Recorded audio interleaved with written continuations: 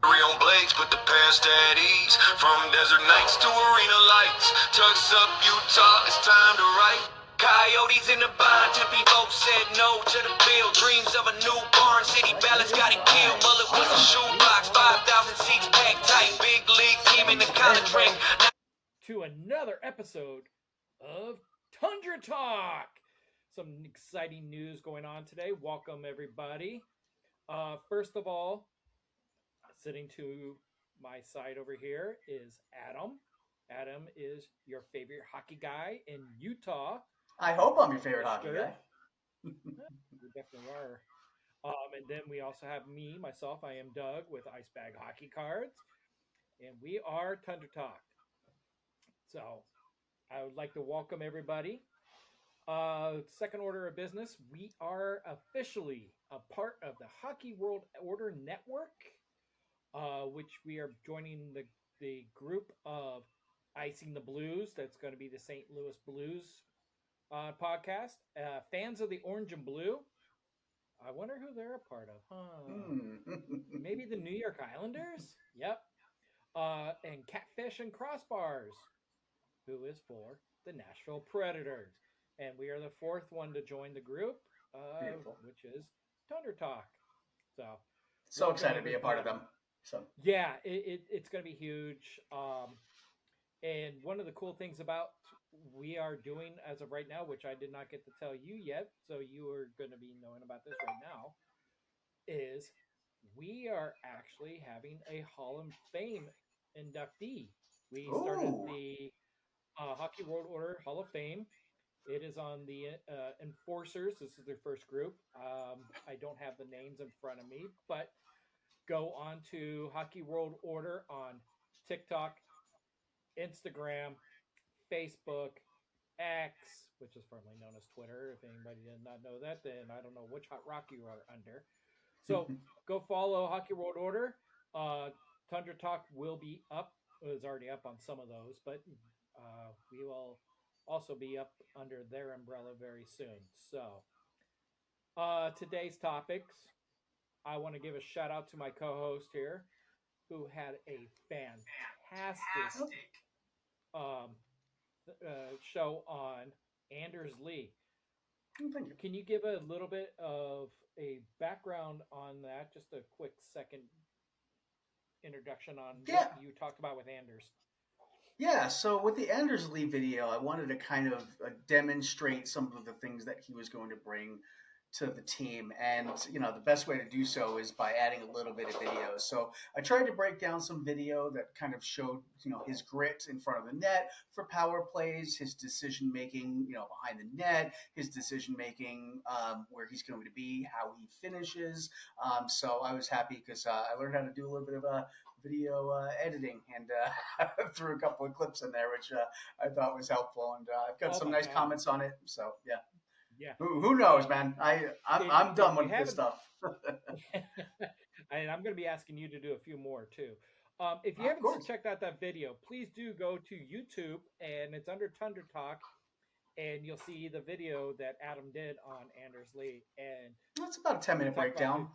Oh God, It was fantastic. Actually, I was expecting it to be about 5 to 6 minutes, and you did 10 minutes, and I was like, oh my God, I was totally enveloped into the whole entire thing when I was watching it. So I love that. Thank you. Yeah. So we are going to be talking down. We're going to be breaking down four associates. Good Lord, I'm still at work. We're going to be breaking down 4 players today. Nate Schmidt, Jack McBain, Michael Carcone, and Nick Desimoe. We actually went a little bit on the defensive side today. A little bit. We got 2 of them in there, and 2 forwards, and then we're actually going to have a little bit of a roundtable discussion for everybody that's on TikTok, and I want some comments and everything else on YouTube as well. Good Lord, I need a break. Real fast. Hey, Amy, thanks for liking us. Yes, I do appreciate that. We're also going to do a little bit of breakdown of the depth chart depth chart today. Depth chart. I feel like I am Doug, you need a weekend from lost your him. weekend. You ain't kidding. And then also, I am actually going to give our followers a little homework to do. So that look for that as well. So we're going to get started, young man. Let's do it. We're going to start off with the good old Nate Schmidt. Yes, I love Schmitty, and everyone might remember from last week I rated Marino an A plus, and this week I want to give Schmitty an A, and I think that Schmitty was a massive part of this team's defensive identity. The fact that he posted career highs, I don't know if people recognize this, but he posted a career high in the plus minus stat. Now, I argue at times that the plus minus stat is flawed because it is a little bit, but it still is a good indicator of, offensive or just defensive prowess for a defenseman. But he ended up putting up 22 points himself, which wasn't a career year, but it was very solid. And he was plus 31 in 31. Overall stats. So, I mean, massive contributor defensively, a very big spark defensively. He had that really good game where he ended up with 2 goals and I think 2 assists. An absolute barn burner for him. So, I mean, overall, was he the perfect defenseman? No. Did he make some mistakes here and there? Yes. One of the bonehead plays I remember towards the end of the year, he ended up playing with a broken stick, and I was like, dude, how stupid was that kind of a play? But honestly, couldn't have asked more from him. Again, not a career year like he's had. He had in Florida, I think it was, potential Vegas, I think it was Florida, where he had a career year in points. He didn't do that this year, so there is definitely a little bit of room for improvement on the offensive side. But defensively, phenomenal, record year for him. I can't do anything but give the guy. I teetered a little bit on the A plus, but I reserve that for just a few people. But for him, definitely an A. What about you? What are you thinking? Well, I feel bad. But first of all, everybody that's in the comments, I want to hear your grade on Nate Schmidt. So give your guys' letter grade on that. I actually gave him a C. So, wow, why? Well, he did bring a lot of stability to the puck. He's good with any of the defensive pairing. He was very good with that. He's very good mentor. But his age is getting up there. He's 35. He's going to be 36 coming up in a few months. He's a little bit on the older side, and he gave away a lot of turnovers in the neutral zone, which I feel that was not very good for him. So, and he needs to participate a little bit better in the offensive zone. He is a fantastic defensive player, but he did okay. But I would like to see a little bit more out of him on his offensive strikes. So yeah, I think this is the biggest. This is the biggest split I think we've had between players so far. I think we've gone so half a letter grade. Yeah, so we'll have to investigate this sometime. So definitely surprised me there, Doug. I thought you might go. A lot of people have him at B. A lot of people have him from the friends I talked to, kind of like a B plus B. You're the lowest of anybody I've talked to so far. So definitely against him at all. Solid.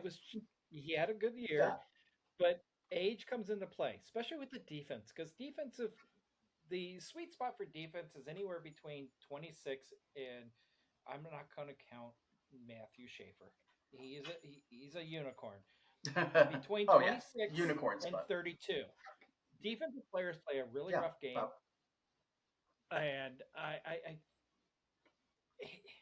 he's at that upper echelon, and I don't. Yeah, I don't necessarily want to grade him on his age. See, I throw that into there, and I kind of wish that we kind of traded him off. Oh wow, that's definitely a big take. Well, I'll be honest with you though. For me, it's less about the age and more about the performance because paired with John Marino, they were the best pairing there was in the league, basically. And so age didn't have much to do with that because I look and there's defensemen that are still effective till 38, 39, 40. I mean, 40 is really pushing it, but Brent Burns was playing until 42. You know what I mean? You got guys who can he play did okay, later in their but life. Yeah. and I put Brett I mean, Burns, somebody. and that's Joe Thornton, Brett Burns. Oh, They Thornton's kind of another like, one. Yeah. yeah, they were anomalies, and I'm sorry. I think that defensive players just their production offensively, their production in the neutral zone, which is the for me, defensive players need to be more productive in the neutral zone than in the offensive zone. But I he lost a lot of pucks in the neutral zone, so that was my biggest issue. And that's a very valid issue and valid concern. But the one thing I did like is he was able to recover for anything that came up. I mean, you would be plus 30 something if you were, not able to recover and rely on your team. Plus, I mean, think of all the penalty kill penalties that guy put out, man. He was number one. The other thing too, actually, I don't think you knew this. This is the first season in his entire career he played every single game, all 82. Actually, it's been 2 seasons in a row. He played all 82 games. I think he missed 2 last year. I'll have to double check on that. But I would have swore I read that on Edge that he played all. This was the first time in back-to-back seasons that he's ever played full season. I could be wrong. I could be mixing him up with somebody else. I looked at a lot of players over the last few days, so. I'm working on a project, which that's its own thing. But Nate Schmidt is one of the guys that I put in on this project to look at some of the stats on, and I do remember seeing all 82 this year. And last year I was trying to find someone that had all 82, and he was not on that list. So I could be wrong, but either which way, even if he played 80, 82 last year, the fact is, I mean, even if he's getting a little bit older, the guy is consistent in the defensive zone.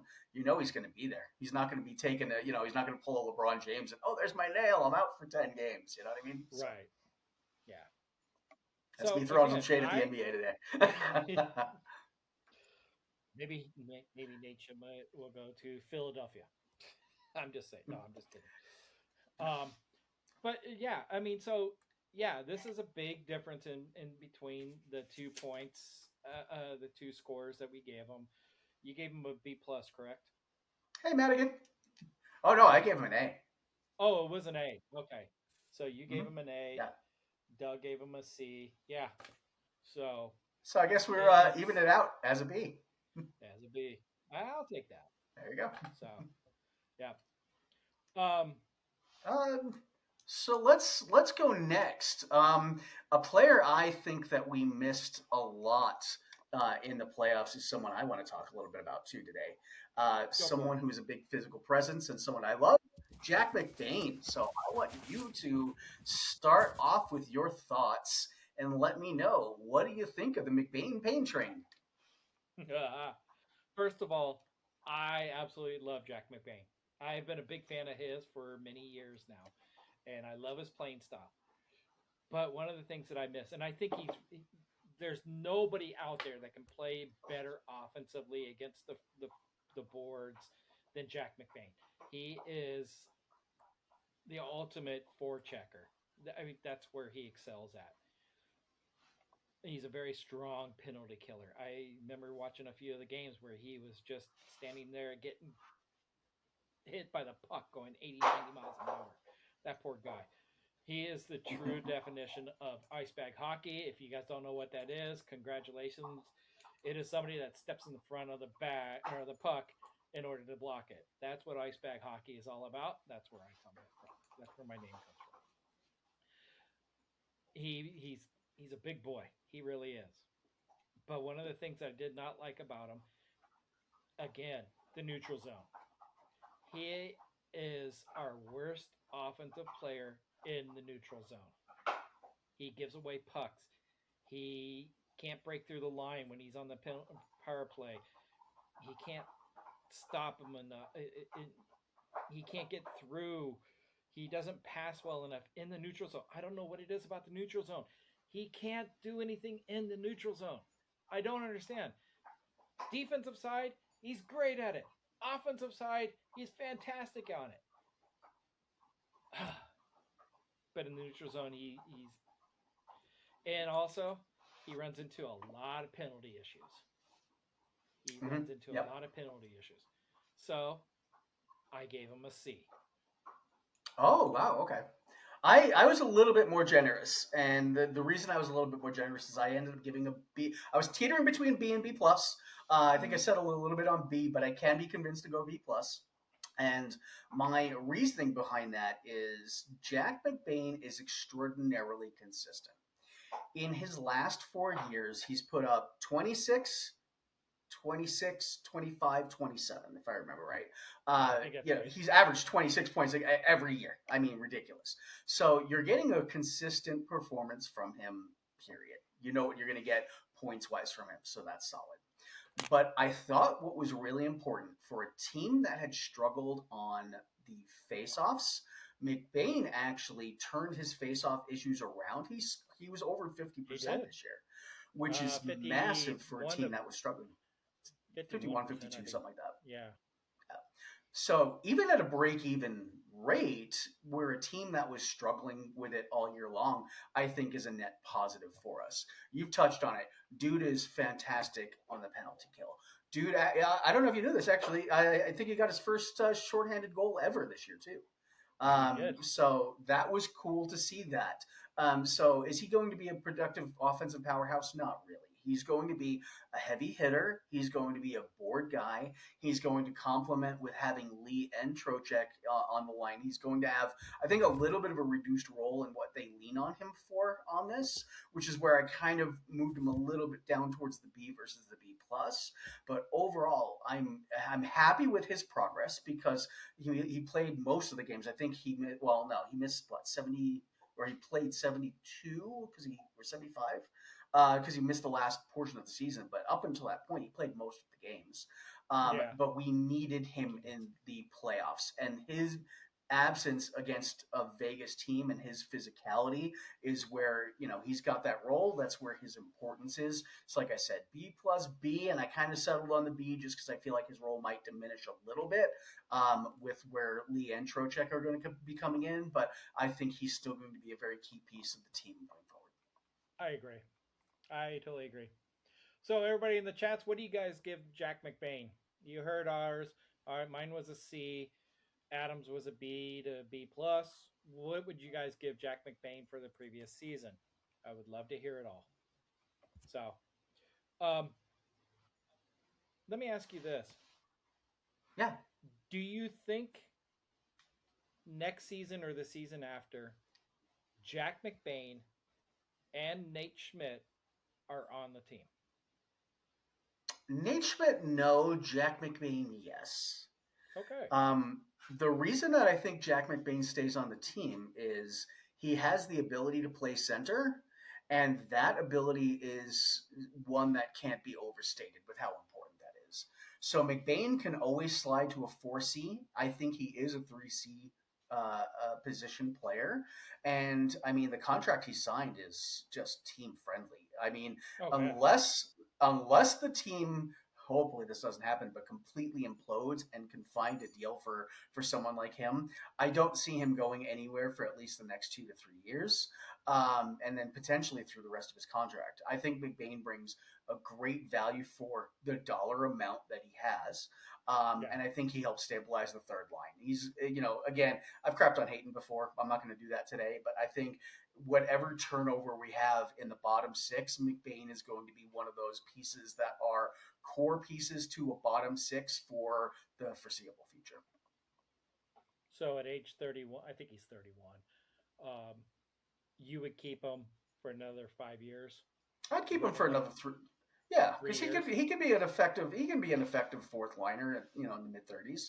I think he'd be a much more effective fourth liner than anybody that we've had there. I mean, we've never really talked about Liam O'Brien on the show. We've never really talked about Tanev on the show, but I think even in his waning years, he'd be a more effective fourth liner than either of those two. So next season, get rid of Stunlin, put Jack McBain in the fourth line. Yeah, unless there's a good opportunity to get another fourth line center, I think honestly McBain does take a three center position if we need him to. I think playing him as a fourth line center is a break in case of glass emergency type situation. Okay. Um, but having a center that is going to play on the wing is a luxury that I think a lot of teams don't quite understand. So, and we got So black and Black and gold. Good Gold. question. So Black and Gold is a podcast that is for, you can tell, the Boston Bruins, and he's asking, San Jose Sharks. yeah, exactly. He's for the San Jose. So he's asking, what can the Bruins expect from the forward JJ Peterka? So my question to you is, do you want the JJ Peterka that we thought we were going to get, or the JJ Peterka that we got? And what I think for you guys. I'll start off with the first one. JJ Peterka was a fantastic forward, young prospect for Buffalo Sabres, who had a heck of a shot on the outside. I mean, he was great. He's a great puck handler. Um, he was actually very strong against the forecheck. He did very well.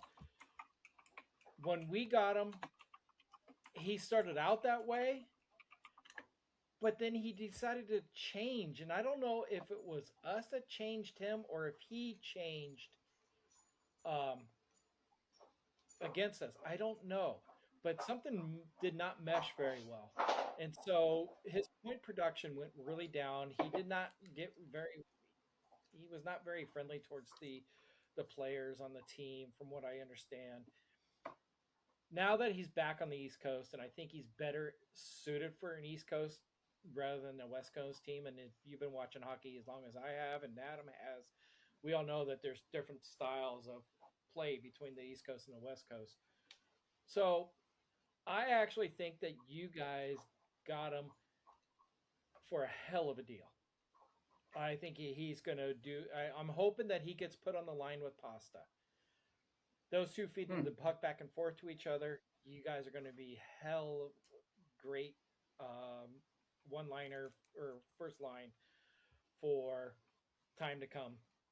And I think you guys are going to lock him up for a while after this season. And I think he's going to do very, very well for you guys. So Yeah. that's my I, take. I Adam, what would you I say? took a quick look because I know Morgan Geeky kind of had a breakout season, and I wanted to make sure Geeky was an opposite winger than Paterka, and he is. So Yep. that's so I can see that Geeky and Paterka on a power play one line because I Oh, you're think good. Pasternak's got. Yeah, I think Pasternak is fantastic. I do not want to ever take anything away from him.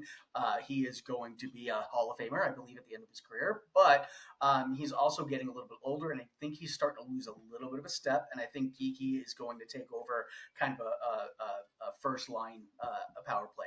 Paterka's skill level and Paterka's ability to see the ice works well, honestly, with Pasternak as well. I believe that that's a really good assessment, Doug. But I think being able to play kind of an more open game with Geeky could, it's going to benefit Boston either way. Let's face it; they needed someone of Oh, his yeah. talent on a power play one because they did not have that in the left wing position. But it's just to be determined who's going to be playing with Kiki or Pasternak because both of them, I think. Forgive me if I'm wrong. I think it was Casey Middlestat that was playing on the other wing on the power play. But either which way, I think having and Metalstat is not a top line power play guy. Paterka clearly is. I think the problem with the Mammoth is he never really had a defined role there. Where in Boston he is going to have that defined role. I think Yep. he's going to put up probably double the points on the power play that he did with Utah easily, if not 2.5 times that with Boston, just the way it's set up. Boston I needed a agree. player of his caliber, and Yep. I think it was a good move for them, and a good move for us to get the returns that we did. I think it's one of those trades where both teams feel like they won. Yeah. And shoot, we got our backup goalie, which is probably going to be our number one goalie in the next year or two from it. So thank you very much for that. I do Yeah. appreciate it. Uh, Yeah. Because Well, I think black we and got the gold. Thank you for the 23rd. question. Yeah. Yeah, Thank you for the that was a question too. fantastic question, It and was. I absolutely love that. Um, it's I'm a little sad to see him go, but I'm also Yeah. happy for him. Um, very similar to Josh Doan, who is one of my favorite players. I loved his dad very much being here in Arizona because that's where I am at. And getting to see Josh grow up. And I remember Josh when he was an 11-year-old kid being at the rink. And now he's a 20, 21, 22-year-old, got a multi-million-dollar deal from Buffalo, and he's on a roll there. So I think that JJ is going to be that exact same type of player that we expected for you guys, and you guys are going to do very well with him. I actually think Yeah. that you guys might actually give Montreal and Florida a good run for the money with your guys' forwards. So good luck to that because Yeah. Massive that's going upgrade. to be hell. Massive upgrade. Yeah. Yep. So I'm just looking at the Atlantic over there. I think Tampa Bay is going to fall off. So I think you guys are going to be better than Tampa Bay. I'm questioning Mark Buffalo. I think a lot of people are. I think we want to see some consistency before we go, oh, we're going to jump on that bandwagon again. Detroit, well, we won't even talk about Detroit. Yeah. And Toronto, I think Toronto is going to be doing very well. And I think Ottawa's going to do well. And I think you guys are going to be right up there with everybody. So good luck to your season. Good, sir. So, oh, wow, that was fantastic talk. I want to say That was thank fun. you. I like that. Any other questions, Yeah. guys? I love questions because you know what? I actually get to sound like I actually know what I'm talking about. I never know. I never sound like I know what I'm talking about, Doug. So trust Yeah, me. I know, I like that. So I I mean, I hell, always I make couldn't even shit up as remember I if go Kiki was a here. left or right. That's why I looked up. I'm like, I think Yeah. Kiki was a left, and then I was wrong. He was a right. So I was like, I'm glad Yeah, I he's a looked. right. So. Yeah. I think he's a right-hander, right winger. So yeah. Yeah. I Kiki think had a hell of a that's it. season too. Oh my god, Anyway. he's fast. He's stupidly fast. So this actually brings us up to our very first commercial break. Yes. Actually, we are going to the Winter Classic. I am flying up there for New Year's. And yes, and I'm hoping that Adam and I will be able to go live. That would be fun. Classic. So. And I've got Stay some tuned for family that. coming in Yes. from New York. It's gonna be great. And yeah, Black and Gold, keep following us. You'll get some live pictures at least from the game. So Yep. So on to our first commercial break, which is just the same as last week. The young ladies who I absolutely adore, Sadie and McKenna, doing Rinkside Rhinestones. So if you guys ever have a woman in your life that needs a new little bit of bedazzled jersey, like I'm going to be doing for my wife. So when she goes up to a game, she actually gets a new jersey, and so I'm going to have the girls bedazzle it for her. Contact Rinkside Rhinestones. They are on Etsy, they are on TikTok, and they are on Instagram. And if you guys want anything, just let me know. I can definitely get you in touch with them. And do me a favor also, give them a follow. They could really use it. And those girls are fantastic. They're the nicest people out there. Adam knows them. Amber knows them. I know they're all the games. They're the sweetest pair. I mean, they're really good girls. I love having them around. And yeah, give them some support, guys. And you know what? You don't have to do it just for the woman in your life. You could do it for you, man. I might get one of those. If you want to bedazzle your stuff, if they'll they can bedazzle my Kesselring jersey. I was thinking about doing a hat. You know what? Honestly, I would do a bedazzle hat. I think bedazzle hat actually be legit. Actually, I was thinking about the one that Jackie made me. That white one I wore up there for the games. Oh yeah, that was a cool one. I was actually thinking about giving that to Sadie and McKenna to actually bedazzle my hat. That'd be cool. Yeah, they need to bedazzle a bunch of stuff for the stadium game. You mean the Winter Classic? Because you always Well, call it yeah, a stadium game. yeah. I Winter Classic and Stadium Series always get intertwined in my head, and this is how you know I'm not the smartest guy. So I just call it the stadium game. We're in a stadium. It's a stadium game. It is not a stadium game.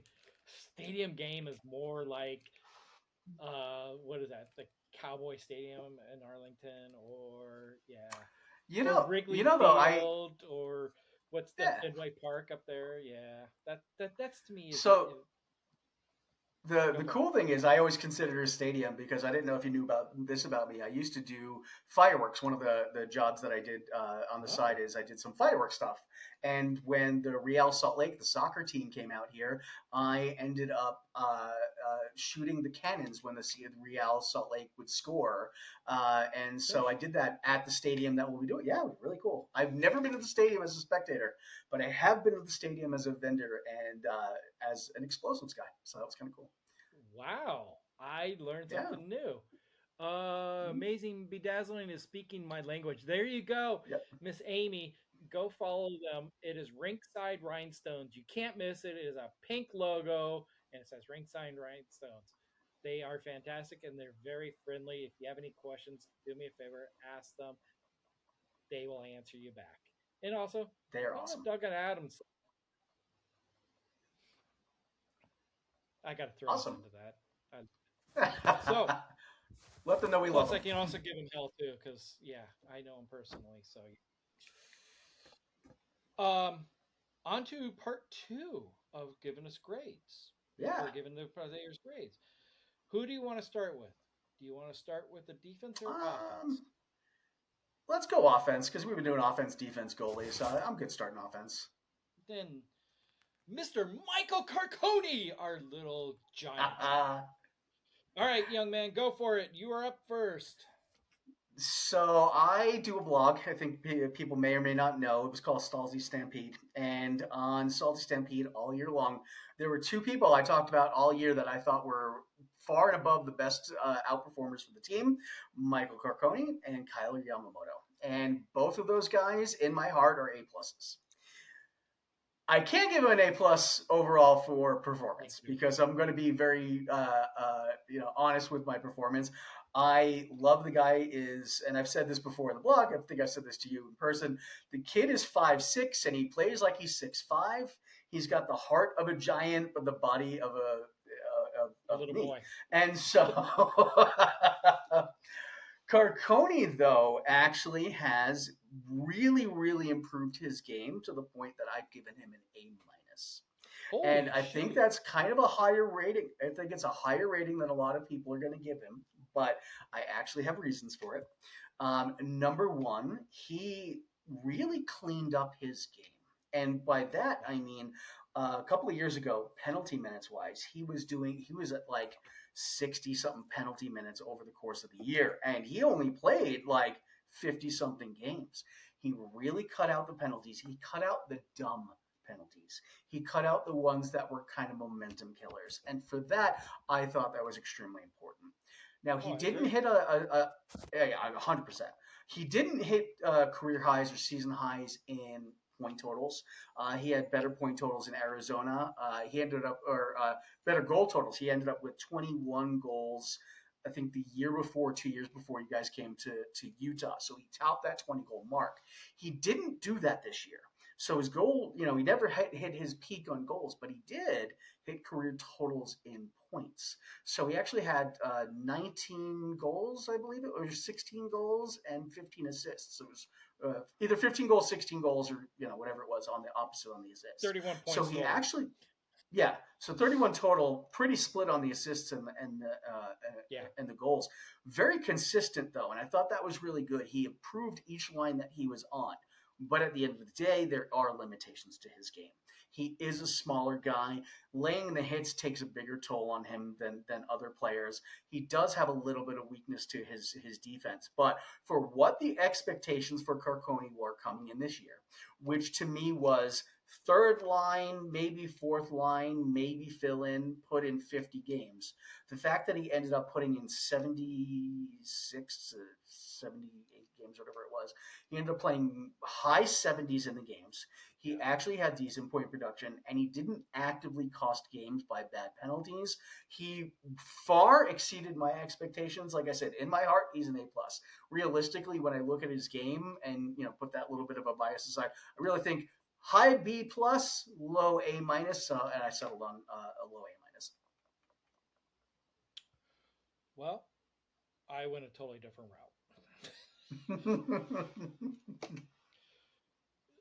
The kid, I'm calling him a kid. He's 31 years old. They're all kids to us, man. We're old. I know they are. Especially somebody like Logan Cooley, who's just turned 21. Good Lord, that kid is so Yeah. young. So, Carcone, I remember when he broke out into the NHL when he went from team to team to team in the AHL. He landed at Tucson finally. Tucson gave him a deal. Well, the Coyotes did, and they kept him down in the AHL. And he got a break. He came up, and I'll tell you this much: that very first game that he did, he played like he was a big giant. And one of the things that I heard, and I watched some of his older videos, was that he never played like a big giant before. He always played as a small, little, crafty little guy. And then all of a sudden, something changed. And I don't know if it was the coaching staff down in Tucson or if it was him going, I don't want to be in the AHL anymore. I don't want to be in the A. I want to be up in the NHL. All of a sudden, everything changed. And now he's probably the biggest player we have to spark momentum. Doesn't matter if we are down by 6 goals or up by 4 goals. That kid, if we are starting to pull down a little bit and just kind of float, that kid will go out there and spark the whole entire thing. And he'll throw down the gloves if he needs to, or he needs to hit somebody like and Anders Lee. I think he actually went up against Anders Lee when we played the I Islanders. think he might have, yeah. And all of a sudden, boom! He hits the ice. Hey guys, I'm getting impatient. I want the seasons to start now. You are 100% correct. I want it Jimmy, now. you couldn't be more right. And, Sharky, what is that? Sharky Kirk, correct? I'm going to screw up your name. I apologize. Shush. When's my next face paint? That's going to be. I was going to ask that same question here in a little bit. First game of the season. There we go. Which I will not be there. I am so upset. But I got other plans I got to take care of. But yeah. So I gave Carcone a C. Okay. He is a very positive on for the team, but he's in that role to where he's not going to be playing every single game. And I think now that we brought in Anders Lee, and I think that we brought in, we did bring in Anders Lee and also Vincent Trocheck. I think that he's going to have less playing time. I think it's going to go back and forth between him and Yamamoto because they both play very similar.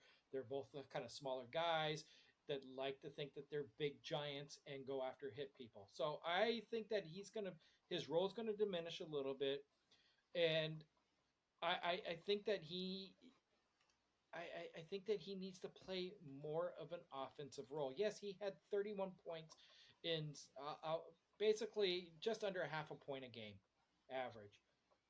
I think that he needs to be above that half point for me to get him above a C. So I can't give him higher than a C. No, I think you made a good point too, because last year was his highest ever time on ice. He put up more time on ice than ever before and more games pretty much. So his playing time was massively outscaling where he was previously. But I think he's going to be relegated to a lot of fourth line minutes. And then you also mentioned Yamamoto. Look, both of those guys I think are a similar player playing a similar style with just slightly different skill sets. So I loved both of them. I talked about them all year for that reason. But I don't disagree with where your assessment is. I really felt like he punched far above his weight this year. I don't think he's a player I fully expect to regress next year. Yeah, unfortunately, I do agree with that. And I'm not trying to say that I don't want Carcone on my team. That little man, and I'm not tall. I'm 5'9", and I'm a little bit smaller or a little bit larger than him. But for him to go up against people that are 6'4", 6'5", 6'6", 6'7", and Fearlessly, actually fearlessly go up against fearlessly, them. yeah, let's just say yeah, it that guy, and then on top of it, he's got a kid that's playing in hockey, and that kid I think is going to be better than his dad. He skates already better than his dad, and I think he's 11 or 12 years old. I'm kidding, by the way. He doesn't skate better than his dad, but He might. I in the very I doubt it. But I really wish that he would get more games and that he would actually get. Um, I actually would love to see him to be in the top 9 with an A on his shirt for the momentum that he can swing.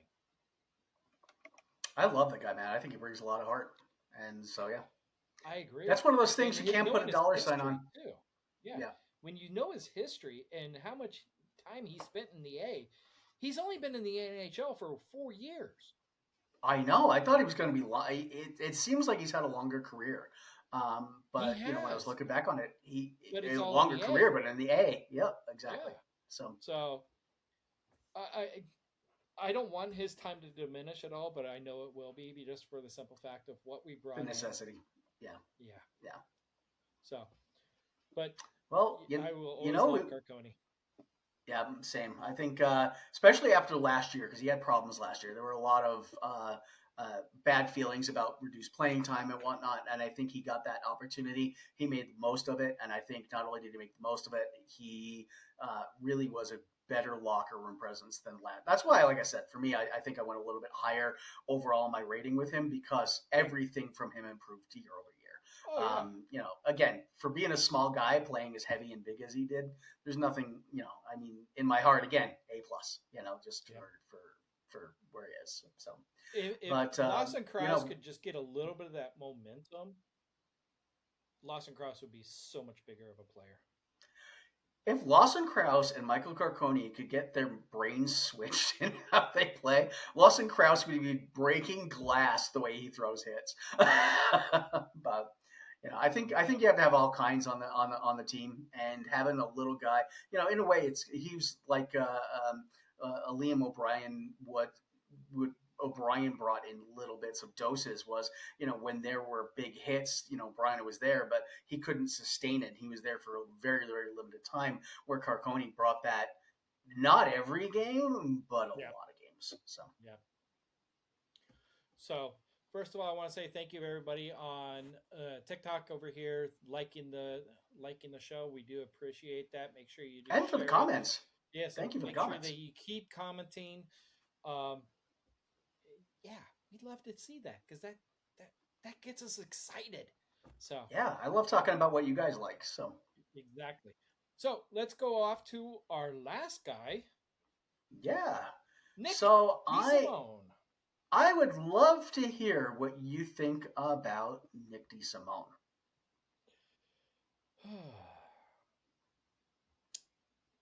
Well, I'll give you my grade right off the bat, C minus. Mm-hmm. Okay. Do you want me to start with the negative or the positive? I mean, there's a lot of negatives. So if you start with the positive, I feel like that might be a little short. Okay. Uh, he's a fantastic defensive player. I think that he is got one of the best attitudes on the team. He's a very dependable teammate. He's great with the pass. Um, he's very reliable on the back end. Now, he tries to force shots too much. He tries to force pucks in the offense too much. He needs to learn how to be more physical on the boards. He only played 40 games and he only had 8 points. So, in the defensive play, you need to have more minutes, which I think he was averaging 18 minutes, which is a little bit on the lower end of the the time on ice for defense. Adam only played 40 games. He needs to learn how to shoot the puck at least a little bit, but have good passing. That's my biggest issue with Nick is that his passing is not tape to tape, and I know that not everybody's going to be tape to tape, but get in the freaking vicinity of a stick. So, so yeah, I give him a C minus. Gotcha. This is the one we're closest on. I'm happy about that because I gave him a C. I thought he was perfectly acceptable as a fill-in seventh defenseman. Seeing him for I had it down to 36, but if it was 40, seeing him for half a season is acceptable if he's spot relieving people.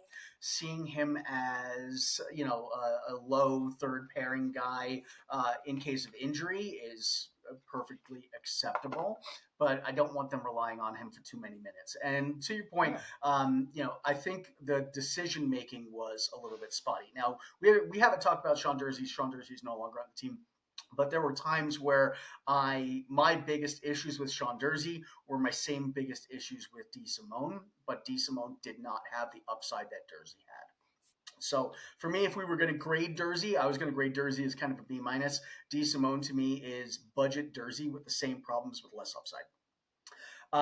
He is the antithesis of a Michael Carcone because Michael Carcone is a small guy that plays big and he plays bigger than he is. To me, Desimoe plays lesser than he is, and I mean, is that something that could be coached? Not at his age. He was and last year was the last year of his contract. I honestly thought it would have been a good opportunity for us to potentially flip him at the trade deadline and utilize more hours of Lamoureux or more hours of Simashev in that 7D spot. Now, I get why they left the two of those guys in Tucson, but I felt that Desimoe's best value for us last year was probably as a trade chip.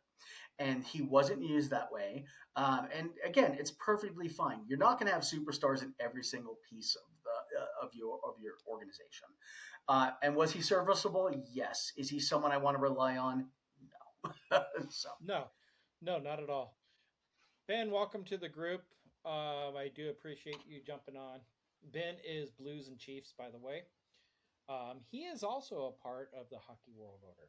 Just an FYI. Love it. Yep. So, yeah. I look at his contract, which is I think it's under $2 million. I think it's just like 1.6 or 1.7. Yeah, which isn't actually going to harm you. Yeah, it's not going to harm you, but I honest to God don't think that he is worth that much money as a seventh defender. Yeah, the only reason I would defend that contract, and it's not a huge one, but he's a known commodity versus crap. I can't think of the guy we just got from Boston, Peaky, right? He's a known commodity versus Peaky, who's kind of an unknown. You know that Desimoe's decent in the locker room. You know that Desimoe can fill in a pinch. I'm fine with paying less than $2 million for a guy like that because it's a known quantity. You know, he's not going to screw things up. He's not going to cause a disruption in the locker room. And in case of emergency break glass situation, I'm perfectly fine with him being there. But that's not a guy you pay $3 or $5 million to. Nope. $1.6 million, I think it was. I'm perfectly fine with that. Yep. So going back over all the four of the players that we just talked about, Nate Schmidt, is his veteran leadership worth as much as his production on the ice? That's for everybody here. Jack McBain, can he develop into a consistent 20-goal scorer?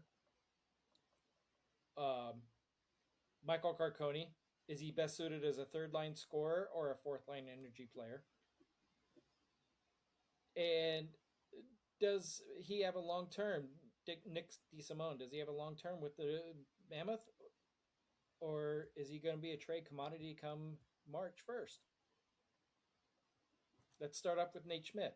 Is his veteran leadership worth as much as the production on the ice? To me, yes. I think his veteran leadership really helped solidify Marino. So yeah, I I agree. mean, it, Oh, I'm 100% yeah, with you. I think that him yeah, and Marino, and I think that he helped Marino get the next step, and I think that he's going to be able to help um, Lamoureux and Dmitry Simachev a bit. Sermachev. Mm, Yep, I think he's going to be yeah, able to help them both out, and I think yeah. um, Hey, Mammoth I was going to headlines. say Dan again. Good Lord, I had all Dan that Marino. problem last night. Yeah. Hey, This is what's why I going love you, on? man. What's going on, headlines? Glad to see you made it this week. I'm sorry that we weren't on yesterday. It was yeah, we had some other issues. We couldn't. I had some issues going on, so I appreciate it. But yeah, I So think the one important thing is a lot of people take players in vacuums, forgetting what they provide. And do I expect Schmidt's personal production to drop? Yes, but his leadership is there. His ability to yeah, kind of take care of the team around him is there. So yes, his contract is worth every penny. I think it's one of the better contracts we have for what he provides for the team. So 100% agree. All right, Jack McBain's question: can he develop into a 20-goal scorer power forward? I don't believe so. And the reason I don't believe so is he's going to also be taking a little bit of a back seat now that you've got a Lee and a Trocheck. I think he's going to be relegated more to a third and fourth line. I think he'll be putting up, closer to 30 points because I think the teams are going to be forced to open up a little bit playing against us, but I don't think he hits 20 goals. What about you? Consistent 20 goals, so we're talking a couple seasons here. I don't know if I agree that he's going to be a consistent 20-goal scorer. I actually do think that if he finds his way onto the third line and he stays on the third line, not going back and forth between the third and the fourth, I think that he could actually hit 20 goal scores. I think It's he's going to possible hit he it. hits it in a year for sure. I just don't think. I don't think I mean, his consistently. No. I mean, his production, like I said, I talked about it. It's 26, 26, 25, 27 in the last 4 years, whatever order that was. I mean, Yep. you're going to maybe hit 30. I think he's got room for improvement, but I don't think Yeah. that 30 is going to increase or do with a 20 goal season. Maybe Yep. one if he's really lucky catches fire, but I see him maybe topping out 15, 16 goals. So There we go. Carcone, is he best suited for the third line as a scorer or a fourth liner energy player? honestly, I think that one's a little bit up in the air, and the reason that I think it's up in the air is it depends on how Trocheck and Lee shake out, and whether or not Iginla takes the third line spot. Carcone for sure is a great fourth line option for the energy, but can he be bumped up to a third? A couple of moving pieces on that. I think as a spot relief in the third, I think he could be useful there. But as an energy guy for the fourth line, 100%. Yep. And then Nick DeSimone, does he have a long term role here or will he get traded by March 1st? Nick DeSimone's entire career depends on how Lamoureux and Simisha play, and on the emergence of like a Seneca, a Duda, and some of the other guys in the There we go. Love to hear everybody's comments. Please put it into the chat there on both the A. chats. Yep, and to a headline's point there, we need to watch Carcone during the preseason to see where he will be.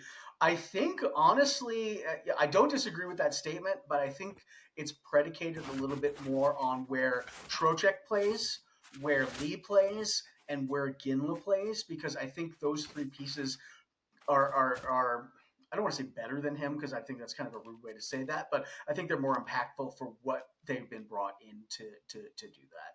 So I think Carcone's third or fourth line role depends on if Iginla makes the team out of camp, which all indications look like he's going to. If Lee is going to be put on the third line, Lee is a better version of what Carcone would provide for the third line. And then if Trocheck is moved to a third line and Lee's moved to a second line, Trocheck and Carcone might make a better pairing. So again, it kind of shakes out there. I don't disagree with you that we have to see how preseason is, but I don't think it's Carcone's work alone that's going to predicate where he plays. There you go. Diane Blue Cheese says, "Do you want them in the preseason?" I hate preseason. I know why we have it, but injuries scare me. So the nice thing is that we went from 6 down to 4 preseason games, so we do have 4 or two less. Um, I don't think that the the star players, the Kellers, the Coolies and stuff like that, I don't think that they really need to be in the preseason. I think the preseason needs to be more for seeing Tej, Caleb, and Dimitri and Lemuru's first name. Maverick. Shoot, I can't think of his Mavlam. first name. Mathlam, Maverick. Maverick.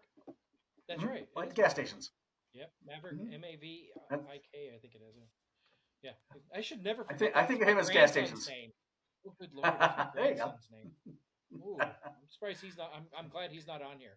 So yeah, he's only 4. He's asleep So right now. So I think I have a little. I think I have a little bit of a different view on the preseason as you guys. Honestly, I think the okay. preseason has a very good value, but I don't want the preseason to be too long.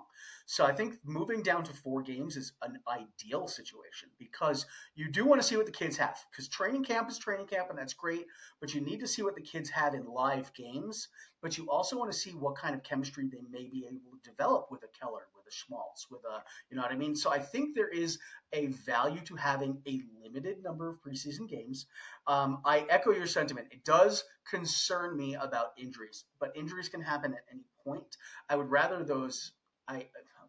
That's terrible to say, but if there has to be an injury, I would rather them be for a meaningful game. I would never want an injury, but like a couple of years ago, as an Islander guy, Tavares got hurt in the Olympics, and that was like absolutely terrible. It's one of the reasons that I'm like I don't want pros playing in the Olympics. But same kind of thing with the preseason. But a preseason does have to give you a little bit of an insight because again, training camp shows you only so much.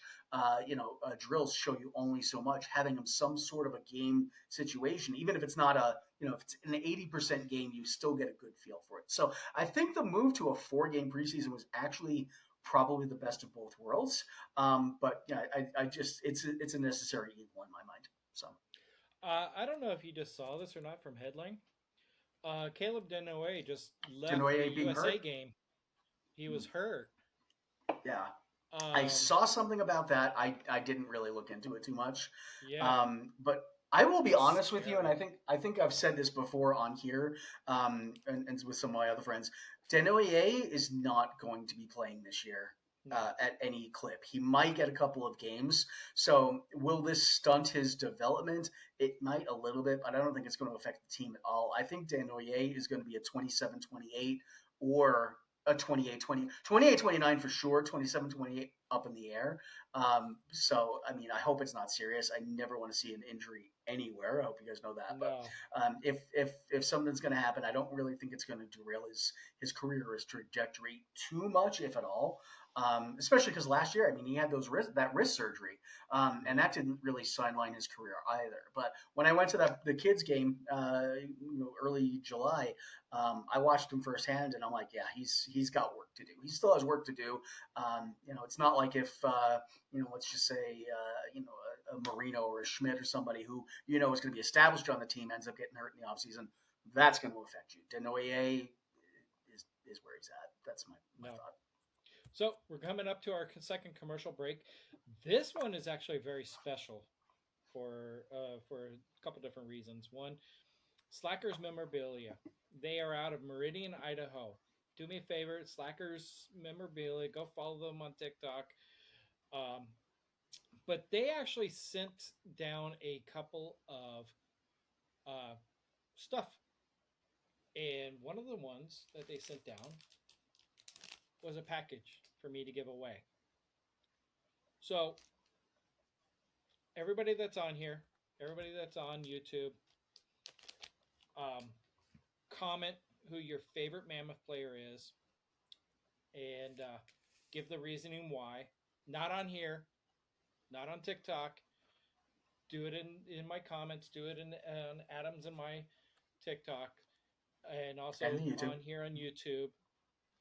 And we will go through them all, and we will pick the winner. And we will ship this card off to you from And you'll Slackers. have to take a picture and let us know what it is. Yes, please do. Please, please do. So Go ahead. You Yeah, were going to say something. fun little thing too is so my sister-in-law lives up in Meridian, Idaho, and I've been there a couple of times, and I am 95% sure I have stepped in the doors there, and if it's the place I'm thinking of, definitely a pretty cool little shop, and Yep. so check them out if you're up in the Idaho area. I thought they were cool. Again, a couple of good shops. There's one down here that's good, but Slackers is cool if you're up in the Meridian area, which Yeah. is not that far outside of Boise if you're not familiar with Idaho. So. No. And what? Where are my cards that I got? I think I put them away. Also, I'm not allowed to come in to get those cards, otherwise I would do so. So you guys definitely have to do that for me.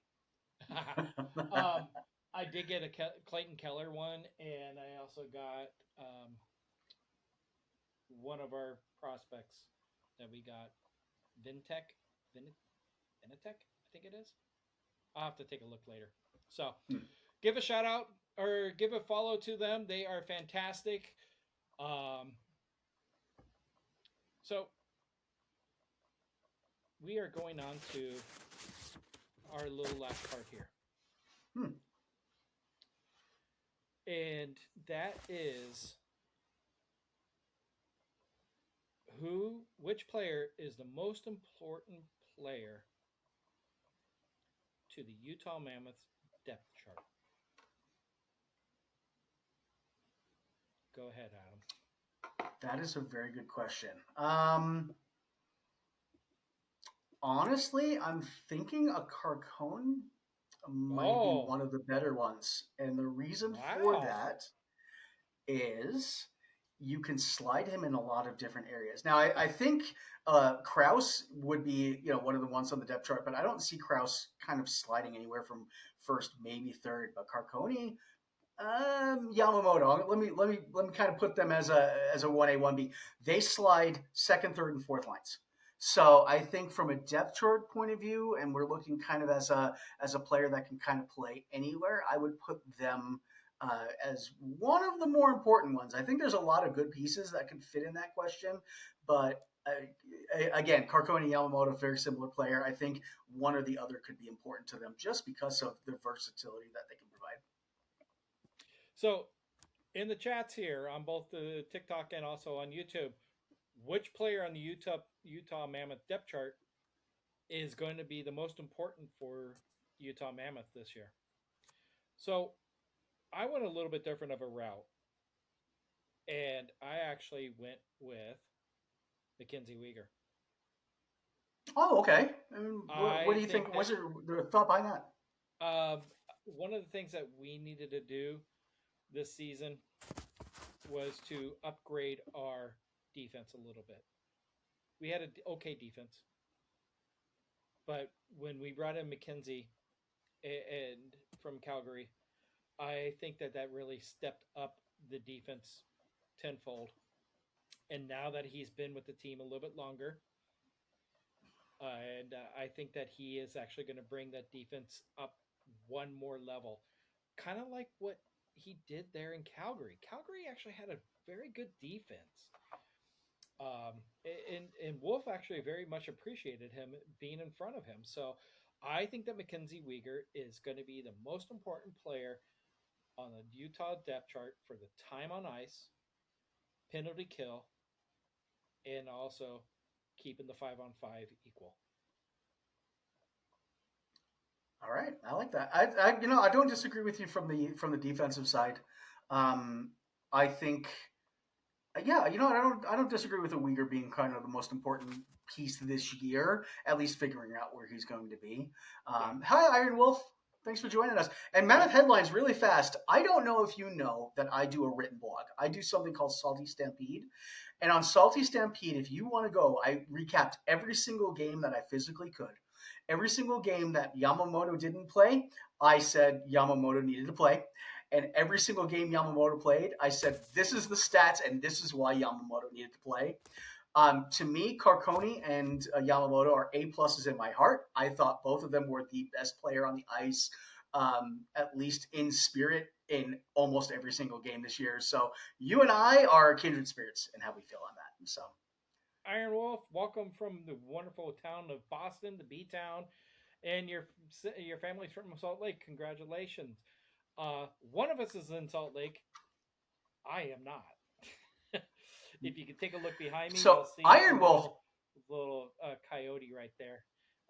And yeah, Yeah. I am So actually Iron here Wolf, if tonight. you continue to follow us, not this year but next year, I want to make it out to Boston for a either an Islanders bees game or a Mammoth bees game. So I'll have to stay in touch with you. Maybe I can see you out there in person. Yeah, that would be cool. So we are just over our hour mark, so we are going to go into our final thoughts. So one of the things that I would like to do first is I want to thank Ringstone, Rhinestones, Slackers Memorabilia. Please go like, follow, and share. I'm from RI. Okay. So Boston fan. I love Brian Boucher. Oh my God. Yeah. Wow. And it's funny is that I actually said his name correctly without even thinking about it because if you look at it, it's like brochure. It's brochure. Um, but please go follow Ringside Rhinestones. Please go follow Slackers Memorabilia on TikTok and Insta. Um, please follow Adam and myself, your favorite hockey guy in Utah, and Ice Bag Hockey Cards, of course. And then also, last but not least, Adam, what are your final thoughts on tonight before I give everybody their homework? Yeah, I appreciate all the comments today. I think they've been great comments. I love being able to jump in and may not be an expert about the rest of the teams, but I love being able to talk about Boston or anybody else with some of the trades that we make. I love that we disagreed a bit today. I thought that was kind of fun I that do too. that we had different reasonings today. So, but as always, man, I'm always appreciative to be here with you, and I'm excited Oh yeah. about the Hockey World Order, man. Oh yeah. That's going to be huge. One of the things that I really like today is that we actually had two Boston Bruins fans on. I mean, holy crap! Here we are, and yeah, Adam and I have known each other for almost a year now, and then yeah, we do have a little bit of civil rivalry going on. But you know what? We're both grown adults. We're both from the '70s and '80s, and I'll tell you this much: we can agree to disagree. Yes, you're absolutely Yeah. correct. Now, Iron Wolf, are Mhm. you with Black and Gold or not? Because that's the other people that were on just a little bit ago, and they were asking about JJ Paterka. So if you want to know what we said Yeah. about JJ Paterka, go check out our YouTube. That will be later on. You are a fan of him. Got it. Yep. I started following him and I started doing some of his stuff, so I did like that. So one of the things that I wanted to do today was give everybody homework, and um, you are the GM of a brand new franchise. You have to pick one of these players to be the franchise player with the salary that they have. So that's the key thing is that you got to take it with the salary that they have. And the players are Leo Carlson, Logan Cooley, Adam Fanatelli, which we don't know his actual hit on his salary yet. Connor Bedard, Max Celebrini, Lane Hudson, Matthew Shaver, Ivan Demidov, Beckett Sinikek, Cutter Gauthier, Stuart Skinner, or Wyatt Johnson. Oh, I did forget one. Matty Beniers. Who would you take? And remember, the salary. That's the key thing. The salary. So I have my thoughts. I want to hear everybody else's thoughts. Adam, I'll talk to you later on about this, and we will get Yeah. your Well, thoughts on it next week, just like you'll get mine. and next week. So stay tuned. Stay tuned, guys. We'll Yep, leave you in suspense. exactly. All right, everybody. That's our show for tonight. Thank you very much. Do me a favor.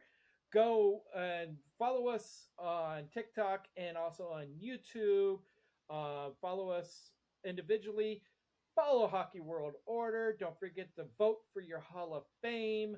And follow Hockey World Order on TikTok, Instagram, Facebook, and X, formerly known as Twitter. All right, everybody. You all have a wonderful night. Take care, everybody.